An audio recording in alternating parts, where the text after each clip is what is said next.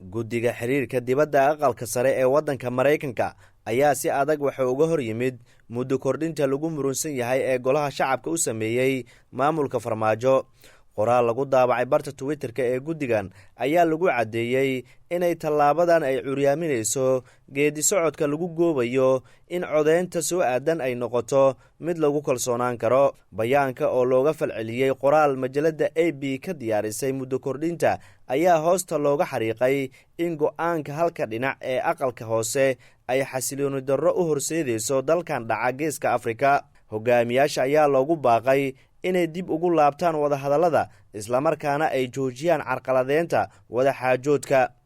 doorashooyin wakhtigooda ku dhaca waa tiir muhiim u ah badqabka dimuqraadiyadda. iskudubaridka muddo kordhin waa jebinta caadooyinka dimuqraadiyadda, waxaana ay xasilooni darro u horseedaysaa Soomaaliya.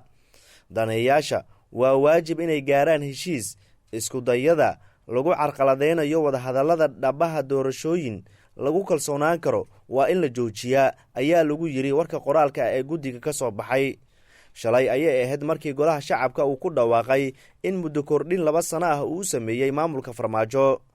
muddo kordhintaas ayaa la macno ah in meesha uu ka baxayo heshiiska doorasho ee la gaaray 17 Sebteembar 2020 iyo inay soo xirmaan dhammaan albaabadii wadaxaajoodyada ee xalka loogu goobayay khilaafka doorasho. Maxamed Yaxya Jino, Warbaahinta Nation, Muqdisho.